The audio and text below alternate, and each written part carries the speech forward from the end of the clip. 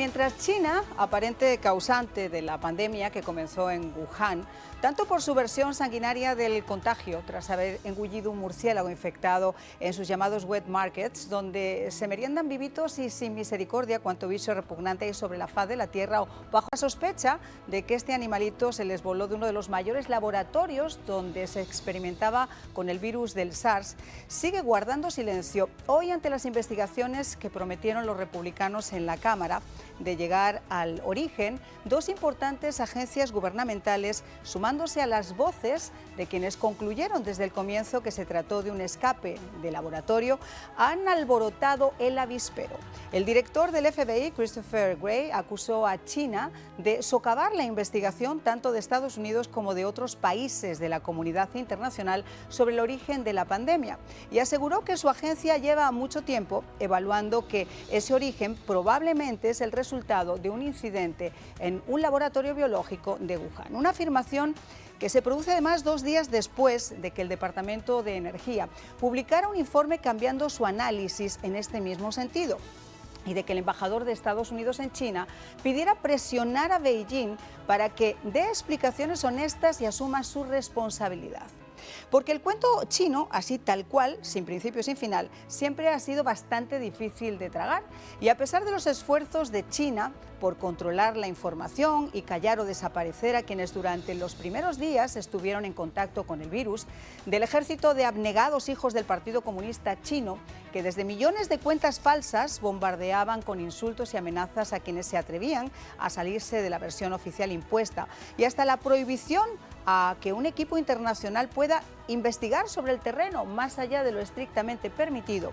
El sol no se puede tapar con un dedo, y cada día al menos hay una mayor necesidad de pedirle a China que explique cuáles son las causas de esos más de 7 millones de muertos en el mundo.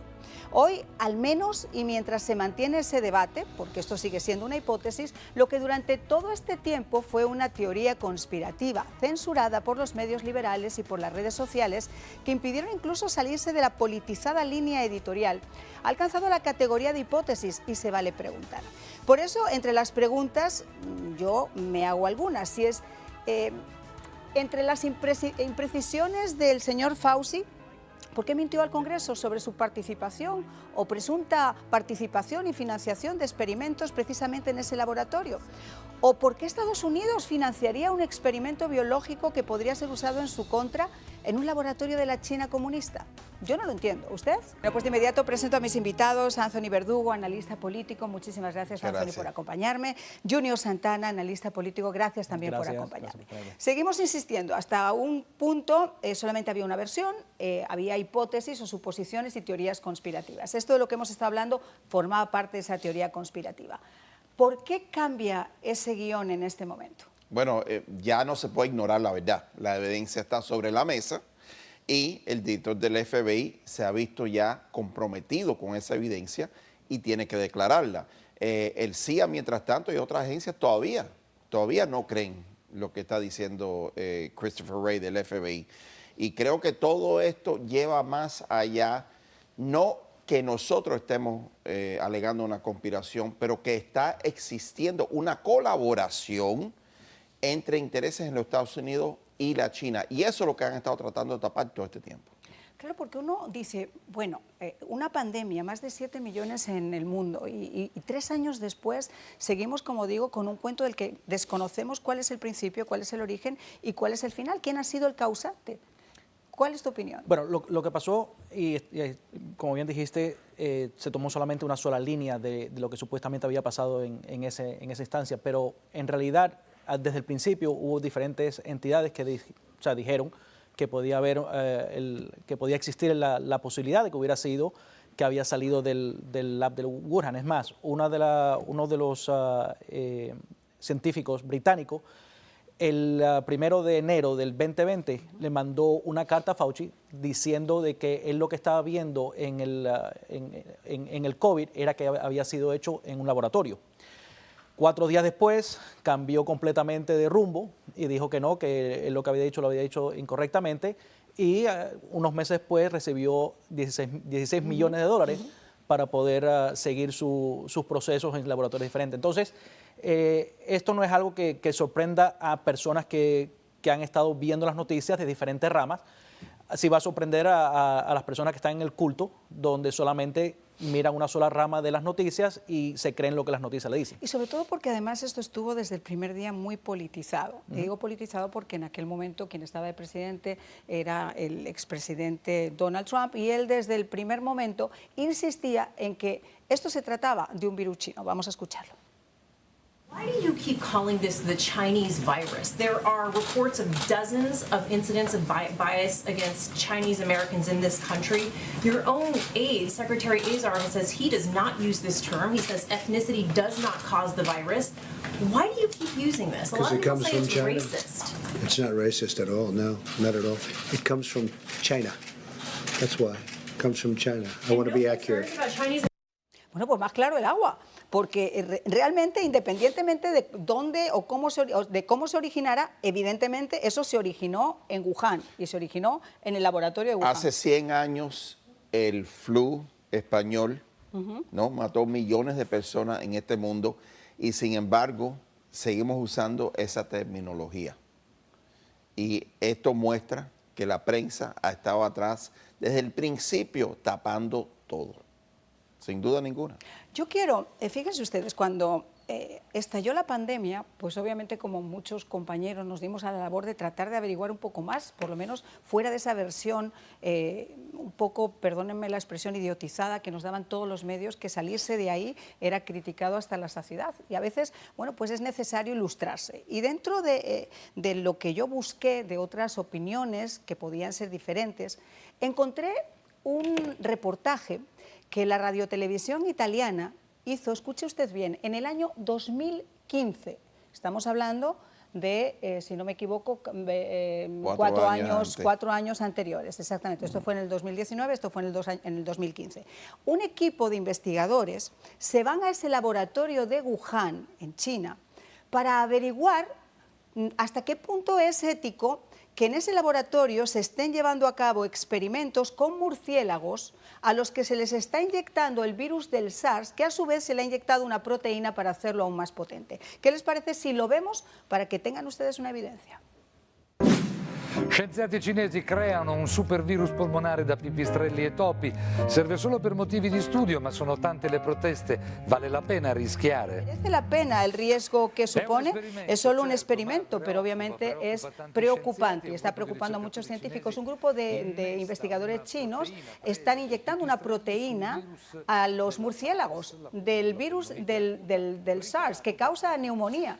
El resultado es un supervirus que podría afectar a los humanos y se mantiene cerrado en los laboratorios, es para propósitos de estudio, pero se habla del riesgo que podría crearse esta amenaza en el caso de que saliera al exterior. Bueno, pues esto fue lo que salió, como les digo, en el año 2015, el debate sobre los riesgos que ese experimento con un murciélago en el laboratorio de Wuhan, con el mismo virus del SARS modificado, podría causar si se escapaba. Lo peor de todo esto es, y estamos hablando fuera al aire, de que China controla el 90% del mercado global cuando viene el suministro de insumos para la creación de los antibióticos. Antibióticos que tratan la neumonía, el bronquitis, el sepsis. Entonces, ellos mismos, nosotros los Estados Unidos estamos vulnerables a ellos, a lo que ellos están haciendo. Y muchos piensan que esto en realidad fue un ataque biológico en contra de los Estados Unidos. Claro, lo que pasa es que en ese ataque biológico ahí sí que fue demasiado abierto, porque obviamente afectó primero a Italia, después a España, después al resto de Europa y después llegó a los Estados Unidos y tristemente se convirtió en algo que era mundial. O sea que el objetivo ese de que fuera un ataque a Estados Unidos quizá lo podían haber hecho de una forma más precisa si ese hubiera sido quizá la intención. Pero que salió del laboratorio cada vez tenemos como más aristas, ¿no? Como bueno, más... pues estamos viendo que China está trabajando mucho con Rusia, con Ucrania, y eso ya hace tiempo. Yo no creo que eso es nuevo. China lo que está buscando ser es el país dominante en el mundo. Ahora, yo les hago una pregunta, y me lo he cuestionado muchísimo. No tengo la respuesta, de verdad que no la tengo. ¿Qué hace Estados Unidos financiando un experimento de lo que podría llegar a ser un arma biológica, dependiendo del uso que se le dé, en un país enemigo y un país comunista. ¿Alguien me puede explicar qué hace Estados Unidos mandando dinero a esos laboratorios? Lo que sucedió ahí, y cuando Fauci salió en frente de todos los públicos, le hicieron la entrevista, que él dijo que el CDC o el NIH en ningún momento había fundado lo que se llama el gain of function, que se llama en inglés el poder incrementar el poder de este tipo de virus. Tenía y no tenía razón. ¿Por qué tenía razón? Porque ellos directamente no estaban fundando el Wuhan Lab. Ellos le estaban dando el dinero a una tercera entidad, y esa tercera entidad estaba dando el dinero a Wuhan Lab. O sea, que ellos saben más o menos cuáles son los motivos por los que están dando dinero a esa segunda entidad para que a su vez pueda financiar en la tercera entidad. O sea, que no lo hagan directamente no significa que no tengan la responsabilidad de puente. Bueno, ahí tenemos, no sé si conoces Project Veritas, que es una gente que hacen investigación, y ellos no hace mucho sacaron un video que estaban hablando con Pfizer. Y Pfizer dijo en el video públicamente de que ellos usaban el gain of functions para poder supuestamente traer vacunas o acelerar el proceso de las vacunas. Pero, o sea, todo esto que está pasando en este momento, que es el gain of functions, que es el tratar de coger ese virus e incrementar la potencia del virus, es algo que está pasando hace mucho tiempo. Ahora, el hecho que lo hagan en Wuhan Lab, en China, a mi entender es porque China tiene muy pocas regulaciones, que no son las mismas regulaciones que tenemos aquí. Entonces, están usando países que las regulaciones son bajas para poder hacer este tipo de experimento que no estaría de acorde con nuestra necesidad aquí en los Estados Unidos. Además, vamos a hacer una pausa, pero al regresar, si esto realmente fuera creado por la naturaleza y fuera un virus de la naturaleza, ¿por qué actuar de la forma que actuó China? ¿Por qué ese secretismo? ¿Por qué esa forma de actuar? Bueno, pues antes de tratar de poner más puntos sobre la mesa de por qué actuó China de esa manera, ¿qué les parece si escuchamos qué fue lo que dijo la portavoz china a las declaraciones del FBI? 中方坚决反对借溯源问题搞任何形式的政治操弄。情报部门搞科学问题，本身就是将溯源问题政治化。基于美国情报部门造假、欺骗的斑斑劣迹，他们得出的结论没有任何可信度可言。 Bueno, pues obviamente mofándose de lo que han hecho las agencias federales 3 años después. ¿Cuál es su opinión? Mira, de nuevo, China, si vamos a hacer tu experimento, en China es el último lugar que lo quieres hacer. China no es, fiable como nación. Ellos quieren tomar dominancia sobre el mundo entero. Y parte de eso fue lo que hicieron. Y tenemos que estar muy, muy vigilantes ahora. Y por eso el Comité de los Republicanos es tan importante para investigar no solamente los orígenes reales, pero el dinero y seguir el patrón de dónde está yendo ese dinero y asegurarse que ni por tercer partido los Estados Unidos pueda tener fondos yendo a China, que termine en un laboratorio en China, porque va a pasar otra vez y va a ser más fuerte todavía. Sobre todo porque además no son los fondos de su hucha, de su alcancía, son los fondos de nuestros impuestos. Entonces nosotros estamos financiando al final del día proyectos que se desconocen en países enemigos y con estos fines, que si la cosa está cuanto menos para hacer un par de preguntas en ese Congreso. Sí, y yo creo que eso es lo que vamos a llevar, como bien estaba diciendo, el hecho que tenemos ahora una de las cámaras que es representante del Partido Republicano, y lo que me ha gustado mucho es que se han puesto las pilas, por decirlo de alguna forma. McCarthy ha logrado hacer este núcleo de republicanos que van a tratar de llegar al final del problema. No sé si se va a poder llegar porque hay muchas cosas en juego, pero yo creo que por lo menos van a mover un poquitico el agua en ese sistema. Vamos al personaje de Fauci. El personaje de Fauci, cuanto menos, porque obviamente todo está por averiguarse, ha cometido muchas imprecisiones durante todo este tiempo. Con las mascarillas, con las vacunas, con si ahora funciona o no funciona. Pero yo creo que una de las peores cosas que ha podido hacer Fauci en todo este periodo de tiempo ha sido mentir al Congreso. Y eso sí estamos hablando de algo que es extremadamente serio, es perjurio, exactamente. ¿Por qué Fauci sigue teniendo todavía una voz cantante después de esto? Fauci es un instrumento de la prensa, es un instrumento de todas estas colaboraciones. Acuérdate, Fauci fue nombrado por Ronald Reagan en 1984. Estaba ahí 38 años. Él sabe todo lo que está ocurriendo. Y él es parte del proceso de tapar todo lo que él ya sabe. Y por eso lo protegen. sin duda. Y esta no es la primera vez que Fauci miente, por decirlo de alguna forma. Estás hablando con los años 80, con lo que es el AIDS. Él también, o sea, eso fue algo que llamó mucho la atención, que se usó mucho, muchas entrevistas, pero no llegó a nada. Y la razón que yo no haga nada, como bien estás diciendo, yo creo que él tiene conocimiento de muchas cosas que están pasando que no le conviene a ninguno de los dos partidos que se sepa. Entonces, de nuevo, yo creo que ahora con el nuevo, la nueva insurgencia que tenemos del Partido Republicano, a lo mejor podemos llegar a algún tipo de información en referencia a eso. Lo más curioso, y estaba repasando los medios de comunicación, esos mismos medios de comunicación que censuraban cualquier opinión que se saliera de esa línea editorial establecida, escucharlos en el día de hoy, tener que dar la noticia, obviamente, pero vamos a ver para dónde la damos sin que pegue mucho, ¿no? Porque es lo que estaban prácticamente haciendo. Están diciendo que puede ser probable, pero no mucho. ¿Cómo se entiende todo esto? Al final del día, los medios de comunicación, fuera de esa agenda politizada que tenían con Donald Trump, en el día de hoy, ¿cuál sería el motivo para callar todo este tipo de cosas? Porque la prensa es parte del problema. La prensa sabe muy bien lo que está ocurriendo y ellos son parte de esta colaboración y están tratando de mantener lo más secreto posible. ¿Y cómo lo hacen? Poniendo las cosas en duda, en tela de juicio, para entonces inculcar duda dentro del pueblo americano. Ahora, ya vimos cómo algunos de los que gerenciaban esas redes sociales tuvieron que comparecer ante el Congreso y cuando ellos trataban de decir, por ejemplo, que simplemente eran mediadores de la información, que no tenían ninguna responsabilidad sobre la información, claro que la tienes. Si a ti cada vez que pones algo diferente te ponen un cartelito diciendo lo que usted está diciendo no es verdad, o te llegan a sacar, porque en muchos casos sacaron personas simplemente por estar fuera de esa línea editorial. El expresidente Trump y otros muchísimos más que cada vez que publicabas algo, doctores, científicos, cualquier información que saliera. Les voy a pedir a mis compañeros, no sé si han podido preparar, porque esta mañana quise sacar también algunas de las revistas científicas más importantes, por ejemplo la revista Nature, bueno, me dicen que no la tienen. Yo había mandado esta mañana si podían buscarme por favor esas informaciones para que ustedes las vieran y vieran que esto no formaba parte simplemente de un discurso, sino que habían salido.